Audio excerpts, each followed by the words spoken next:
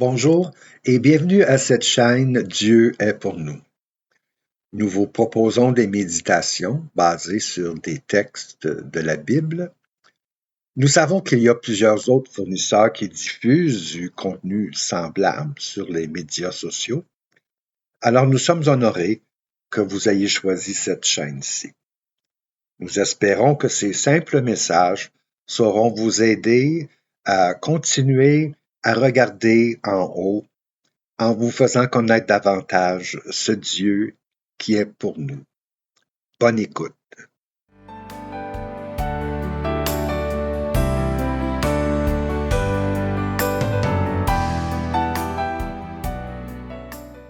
Bonjour et bienvenue à cette émission Dieu est pour nous. Et c'est avec joie et humilité que je viens pour partager ce message en continuant le thème Dieu est pour nous. Merci d'écouter et j'espère que ces paroles vous feront du bien et vous encourageront.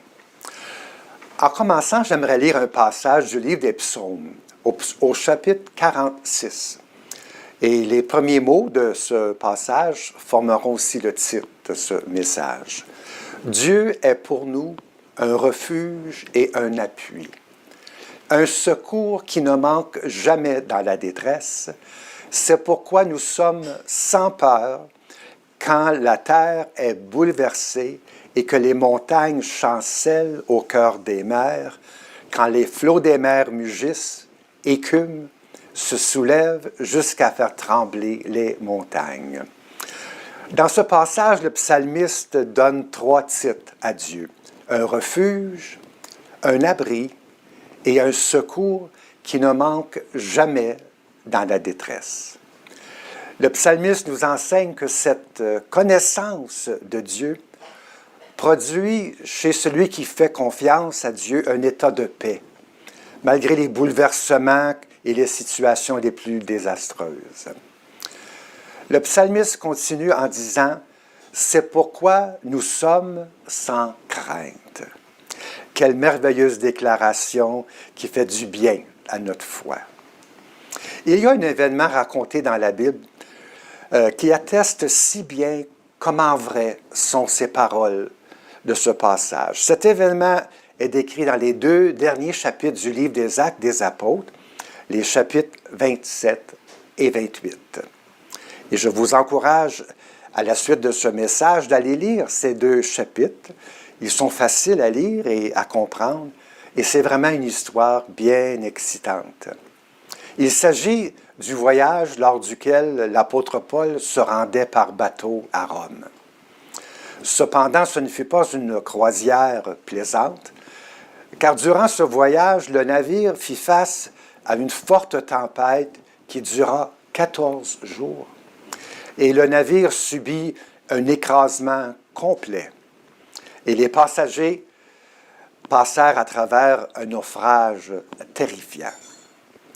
Et Paul, qui était un grand voyageur, nous dit dans une de ses lettres qu'il fit naufrage 3 fois.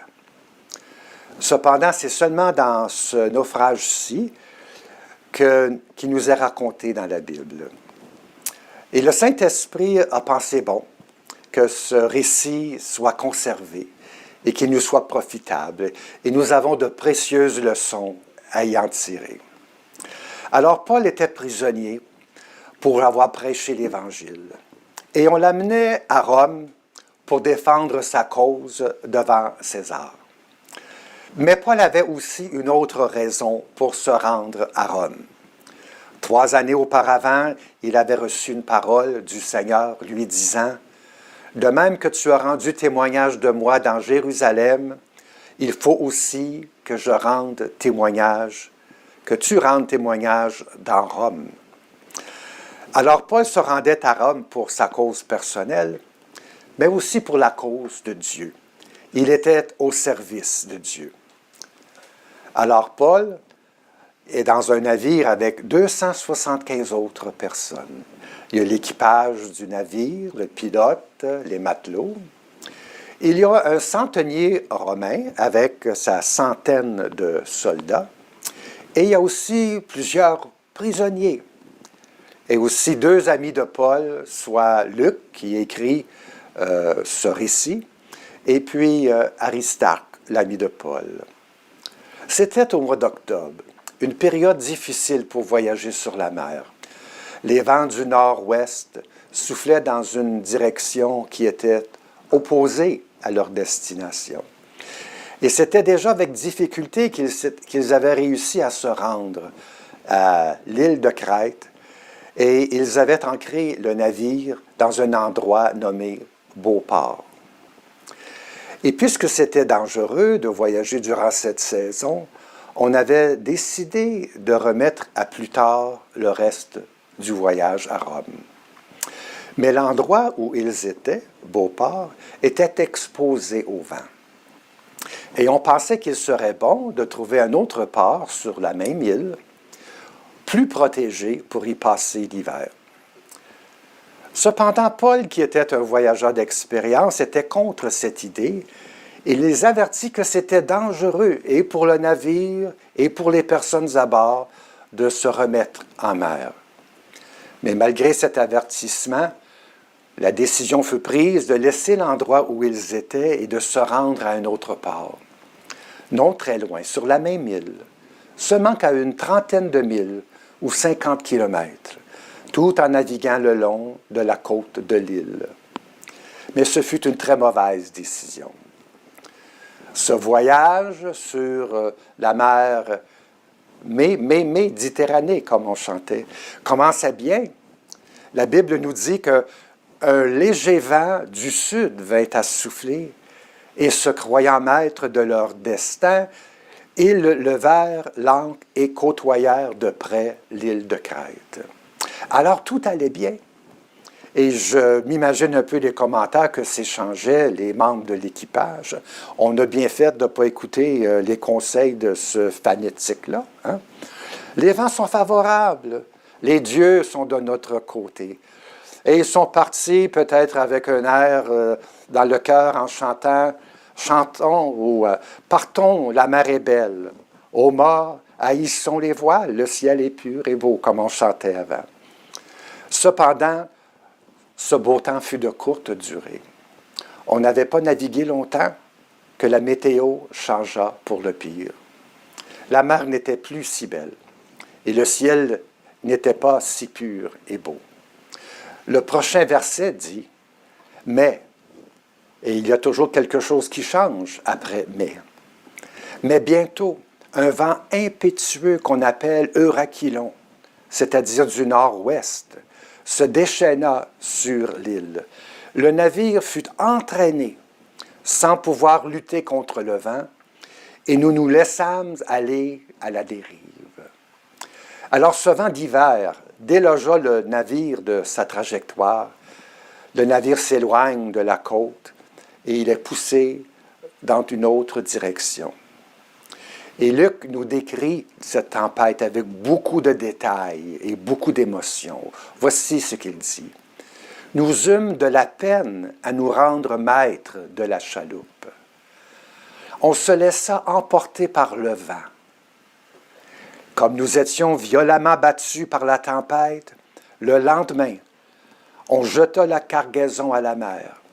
Et le troisième jour, nous y lançâmes de nos propres mains l'équipement du navire. Le soleil et les étoiles ne parurent pas pendant plusieurs jours. C'est avec ça que les marins se dirigeaient avant par le soleil et les étoiles. Mais ici, ils sont absents. Et la tempête était si forte que nous perdîmes enfin toute espérance de nous sauver. Quelle situation terrifiante! Et j'arrête ici pour que nous puissions considérer une première leçon. Dieu permet les tempêtes. C'est une erreur de penser qu'il n'y aura pas de tempête durant notre vie, même si nous sommes des enfants de Dieu. De penser qu'il n'y aura pas de vent contraire. Ce n'est pas biblique. Ce n'est ni l'expérience de ceux dont les vies nous sont racontées dans la Bible. Nous n'avons qu'à penser à Paul ici avec ses deux compagnons de voyage. Paul nous écrit aussi dans ses épîtres, « 3 fois, j'ai été battu de verge. 1 fois, j'ai été lapidé. 3 fois, j'ai fait naufrage. Et j'ai passé 1 jour et 1 nuit dans l'abîme. Et sauf pour l'apôtre Jean, les autres apôtres sont tous morts, martyrisés. Et nous avons aussi plusieurs exemples contemporains. Il y a dans certaines régions du monde des chrétiens qui sont persécutés à cause de leur foi et même mis à mort. Mes amis, que notre maison soit bâtie sur le roc ou qu'elle soit bâtie sur le sable, éventuellement, la pluie va tomber. Les torrents viendront. Les vents souffleront et se jetteront contre nos maisons. C'est vrai que dans certains cas, Dieu accorde aux siens une protection spéciale. En Égypte, au temps de Moïse, Dieu a miraculeusement protégé son peuple des 10 plaies. Dieu avait même ouvert la mer Rouge pour eux. Et même aujourd'hui, plusieurs pourraient témoigner d'avoir connu la main de Dieu et sa délivrance à travers quelques difficultés. Mais peu de gens, même des chrétiens, vivent longtemps sans connaître quelque épreuve ou tempête. Le théologien britannique C.S. Lewis écrivait « La vie avec Dieu n'est pas une immunité des difficultés, mais c'est la paix dans la difficulté. » Et il y avait au moins un homme dans ce navire qui connaissait cette paix. C'était l'apôtre Paul. Au milieu de cette violente tempête, où on avait perdu tout sens de direction, l'apôtre Paul s'adresse à ses compagnons de voyage avec une parole du Seigneur et il leur dit de prendre courage. Voici comment il nous dit ça. « Maintenant, je vous exhorte à prendre courage, car aucun de vous ne périra et il n'y aura de perte que celle du navire. Un ange du Dieu à qui j'appartiens et que je sers m'est apparu cette nuit et m'a dit, « Paul, ne crains point. Il faut que tu comparaisses devant César. Et voici Dieu t'a donné tous ceux qui naviguent avec toi. C'est pourquoi, ô homme, rassurez-vous, car j'ai cette confiance en Dieu qu'il en sera comme il m'a été dit. Mais nous devons échouer sur une île. » Nous ne pouvons pas lire ce passage, ces paroles qui furent dites au milieu d'une situation si terrifiante, sans être impressionnés par l'attitude, la force, le courage de l'apôtre Paul. Quelqu'un a déjà dit qu'un chrétien, c'est comme un sachet de thé. C'est dans l'eau chaude que sort sa saveur. Et c'est bien ici le cas. Méditons un peu sur ces paroles de l'apôtre Paul qui nous fait connaître la source de son courage. Au cœur de la tempête, Paul parle de Dieu. Il parle à ses covoyageurs désespérés. Et il leur dit que son Dieu est présent. Même si une mauvaise décision avait été prise, Dieu ne les avait pas abandonnés. Et même s'ils avaient perdu tout sens de direction, et même s'ils avaient perdu tout espoir de sortir vivants de la tempête, Paul rassure à ses covoyageurs que son Dieu est présent, que son Dieu voit à travers les nuages qui cachent le soleil et les étoiles, que les nuages qui obstruent leur vision n'obstruent pas la vision de Dieu, que son Dieu connaît la longitude, la latitude exacte, les coordonnées du navire, et que tout au long du voyage, il n'avait pas été hors de vue pour un moment. Mes amis, je sais que lorsque viennent les tempêtes, les problèmes, les difficultés, parfois il est possible de penser que Dieu nous a abandonnés, même de questionner s'il existe, ou si ça vaut la peine de continuer à croire puis à espérer. Mais ne lâchons pas. Regardons en haut vers celui qui nous dit de prendre courage.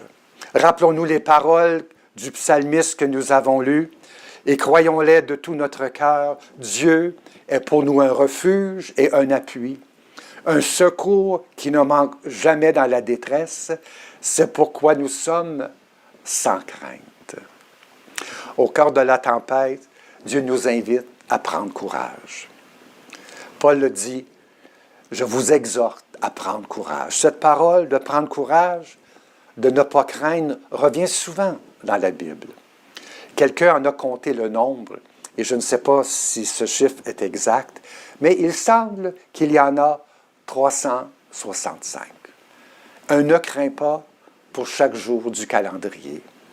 Un encouragement pour chaque jour. Une grâce pour chaque jour. Une force pour chaque jour. La paix pour chaque jour. Du courage pour chaque jour.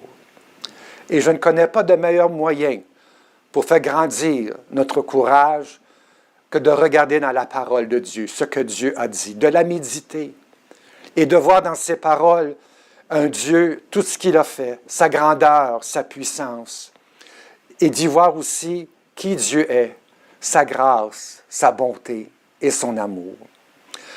Le Dieu de la Bible, c'est le Dieu qui fait un chemin où il n'y en a pas. Le Dieu de la Bible, c'est un Dieu qui a ouvert la mer Rouge pour y faire passer un peuple de plus d'1 million. C'est aussi le Dieu qui a fait jaillir du rocher de l'eau pour donner à boire à ce même peuple. C'est le Dieu qui a fait tomber les murs de Jéricho. Le Dieu de la Bible, notre Dieu, c'est un grand Dieu. Le Dieu de la Bible, c'est le Dieu qui est le berger qui s'assure que ses brebis ne manqueront de rien. C'est le Dieu qui compte les cheveux de notre tête. Le Dieu de la Bible, c'est le Dieu qui a prouvé son amour envers nous en nous donnant son Fils. Le Dieu de la Bible, c'est un bon Dieu. Le Dieu de la Bible, c'est un Dieu qui est pour nous. N'est-ce pas là une grande source de courage, mes amis? L'apôtre Paul appelait ce Dieu le Dieu à qui j'appartiens. Paul savait qu'il appartenait à Dieu. Non seulement parce que Dieu l'avait créé, mais parce que Jésus avait payé le prix pour le racheter en s'offrant et mourant à sa place. Mes amis, avec cette vérité, nous ne manquerons jamais d'assurance. Cette vérité que nous sommes sa possession. Il y a un vieux chant qui disait dès lors, « Je suis à Jésus, puisqu'il m'a racheté. Je suis à lui, non pour un jour, mais pour l'éternité. » Il y avait 2 petites sœurs, jalouses l'une de l'autre, et les 2 cherchaient d'avoir l'attention de leur père. Une des petites filles appelle son père pour qu'il vienne jouer avec elle. Et elle dit à sa sœur, « Moi, je vais avoir papa tout à moi. » Mais l'autre sœur lui a répondu, « Tu peux avoir papa tout à toi, mais moi, je suis tout à papa. » Je pense au cantique de la Sunamite, « Mon bien-aimé est à moi et je suis à lui. » Mes amis, connaissez-vous ce Dieu? Il ne veut pas seulement que vous croyiez qu'il existe. Il veut que vous le connaissiez personnellement, d'une manière intime. Il ne veut pas seulement être Dieu, il veut être votre Dieu. Dieu le Père vous appelle à une nouvelle relation avec lui. Il veut que vous sachiez qu'il a donné son Fils, Jésus-Christ, pour vous racheter, pour vous faire sien, pour vous avoir, pour faire de vous sa possession. Et il veut que vous sachiez qu'il est prêt à vous recevoir, malgré toutes vos fautes du passé, malgré votre imperfection d'aujourd'hui. Ce n'est pas la perfection que Dieu demande. Jésus s'est fait perfection à notre place. En vivant sans péché, Jésus a satisfait cette exigence de perfection pour vous et moi. Mais ce que Dieu veut, c'est que nous soyons honnêtes et repentants. Alors il vous invite maintenant. Puis-je vous aider à venir à lui en priant avec vous? Répétez cette simple prière avec moi. Seigneur Dieu, je viens à toi aujourd'hui, parce que tu as dit que tu aimes et que tu reçois les pécheurs imparfaits comme moi. J'accepte aujourd'hui ton pardon, ton salut gratuit, payé par Jésus ton Fils, qui est mort à ma place. Je me donne à toi, je veux t'appartenir. Amen. Venez à ce Dieu plein d'amour. Aujourd'hui, c'est le jour du salut. Et vous pourrez, comme l'apôtre Paul, appeler Dieu le Dieu à qui j'appartiens. Non seulement Paul appelle Dieu le Dieu à qui j'appartiens, mais il l'appelle aussi le Dieu que je sers. Le Dieu qui m'envoie à Rome pour rendre témoignage de lui, comme il l'a dit. Paul s'en allait à Rome par affaire pour Dieu. Cette pensée donnait à Paul ce courage nécessaire pour traverser la tempête. Ce courage est un des dons précieux que Dieu donne à ceux qui le servent. Paul se reconnaissait immortel aussi longtemps que Dieu avait un travail pour lui à faire. Paul savait qu'aussi longtemps qu'il n'était pas arrivé à Rome, il était sauf. Paul dit à ceux qui voyageaient avec lui qu'un ange lui était apparu pour lui communiquer cette parole qu'aucun d'eux ne périrait. Je ne peux pas m'imaginer que durant cette tempête, que Paul ne priait pas. Et c'est probablement dans un instant de prière que cet ange est venu porter ce message à Paul. Paul était un homme qui priait beaucoup. Et ses épîtres abondent de ce sujet. Il nous exhorte à prier. Il dit « Priez sans cesse, afin connaître nos besoins à Dieu par des prières et des supplications avec des actions de grâce. » Et dans presque toutes ses épîtres, à tous ceux à qui il écrit, Paul dit « Je vous mentionne dans mes prières. » Aussi, Paul sollicite d'eux leur prière pour lui-même en disant « Priez pour moi ». Sûrement dans cette tempête, Paul le priait. Ouvrons un peu la porte de sa chambre de prière.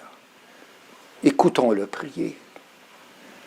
Seigneur Dieu, le Dieu à qui j'appartiens, le Dieu que je sers, tu as dit que je me rendrais à Rome pour prêcher l'Évangile, et je ne doute point ta parole. Mais je te prie pour les 275 autres qui ont peur et qui périront sans ton secours. Sauve-les. Et à travers le bruit des vents et des nuages, Dieu entend. Il envoie son ange, son messager, et dit à Paul qu'aucun de ses compagnons de voyage ne périrait. Aucun ne périra, il dit. Et Dieu t'a donné tous ceux qui naviguent avec toi. Et plein d'assurance, Paul continue. J'ai cette confiance en Dieu qu'il en sera comme il m'a été dit. Mes amis, lorsque nous mettons notre confiance en Dieu, nous aussi sommes capables de dire ces paroles de foi. Il en sera comme il m'a été dit. L'enfant de Dieu peut dire comme Job au milieu de ses souffrances, « Mais je sais que mon Rédempteur est vivant et qu'il se lèvera le dernier sur la terre. Quand ma peau sera détruite, il se lèvera. Quand je n'aurai plus de chair, je verrai Dieu, je le verrai et il me sera favorable.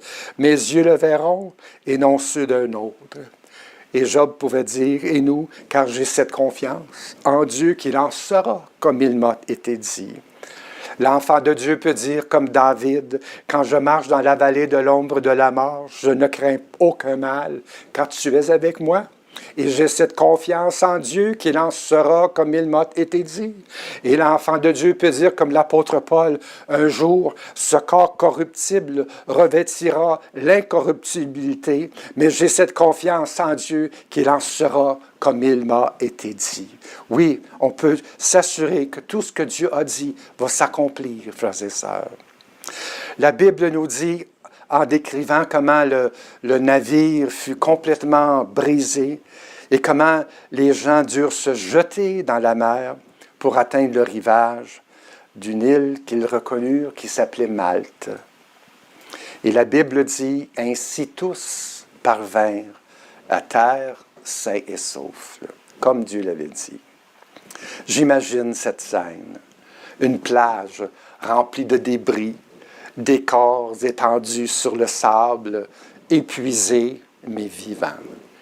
Et le centenier qui était responsable pour ses soldats puis ses prisonniers, il commence à faire le compte. Il arrive à 271, 272, 273. Il en manque 3. Puis tout à coup, ils apparaissent. Ah, 274, 275, 276. Ils sont tous là. Aucun a péri, comme le Dieu de Paul avait dit.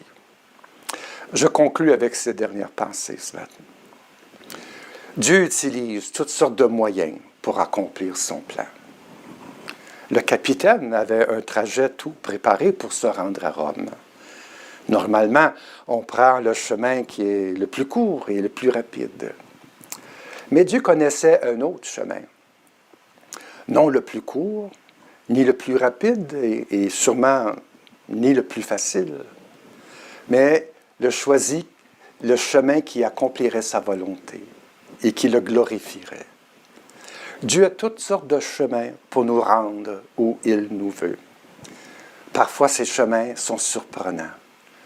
Je pense à Jonas qui a passé par le chemin du poisson pour arriver où Dieu le voulait.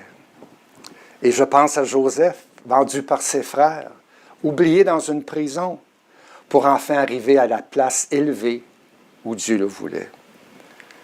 Mes amis, parfois, une partie du voyage sera dans l'inconnu, sera nuageux, sans lumière. Mais Dieu qui a tracé l'orbite des planètes trace aussi nos chemins. C'est lui aussi qui garde notre départ et notre arrivée. Faisons-lui confiance. Deuxièmement, Dieu utilise même nos erreurs pour accomplir son plan. C'est la spécialité de Dieu de changer le mal en bien. Et comme pour Joseph, à qui ses frères avaient fait du mal, Dieu l'avait changé en bien pour leur sauver la vie. Et dans l'Écriture que nous regardons aujourd'hui, malgré la mauvaise décision des responsables de navire de ne pas écouter les paroles de Paul, ils ont continué leur voyage et ont mis la vie en péril pour 276 personnes. Et tout ce malheur aurait pu être évité si on avait écouté l'avertissement de Paul. Mais Dieu changea même ce mal en bien. Le Dieu qui peut faire sortir de l'eau d'un rocher a fait sortir de ce mal quelque chose de bien. Et Dieu a utilisé cette erreur de jugement et tout ce qui en a suivi pour, premièrement, faire connaître le Dieu de Paul aux soldats romains, aux prisonniers qui voyageaient sur le même navire. Et finalement, Dieu avait guidé ce navire vers une destination qui donnerait à Paul l'occasion d'y prêcher l'Évangile. Et ceci, ça m'amène à une autre leçon. Dieu a une raison pour toutes les tempêtes. Ce n'est pas par accident que le navire a échoué sur l'île de Malte. Ce n'était pas dans les plans du pilote du navire d'y faire un arrêt. Mais un autre dirigeait ce navire, le pilote de l'univers, le pilote de l'humanité. Celui qui a dit à l'aigle où construire son nid, dirigeait ce navire. Et avant que Paul arrive à Rome, sa destination finale, Dieu avait un plan, que son évangile soit semé sur cette petite île de Malte, une île isolée qui aurait été oubliée. Et Dieu qui est riche en miséricorde, qui veut que tous soient sauvés et parviennent à la connaissance du salut. Mais Dieu voulait montrer son amour, sa miséricorde aux habitants de Malte, à des barbares des gens d'une autre langue, d'une autre culture. Publius, un homme riche, habitait sur l'île et son père était malade, et d'autres malades aussi sur l'île qui furent guéris. Paul y passa 3 mois, toute la saison d'hiver. Dieu a une raison pour les tempêtes. Nos vies, oui, même les tempêtes que nous traversons, servent un but. Finalement, avant d'arriver à la destination finale, avant d'arriver à Rome, il y aura des tempêtes, possiblement des naufrages, mais il y aura aussi des maltes, des occasions pour servir Dieu. Nos vies ne sont pas seulement à propos de nous, mais aussi à propos de ceux qui voyagent avec nous dans le même navire. Des gens craintifs, des gens anxieux, battus par les tempêtes de la vie. Soyons bons les uns envers les autres. Prions pour eux, encourageons-le. Il y aura aussi de nouvelles personnes que nous allons rencontrer, des étrangers, des gens qui vivent près des rivages où la vie nous conduira, des gens qui vivent isolés, sans espérance. Dirigeons-les vers Dieu, le Dieu qui les aime.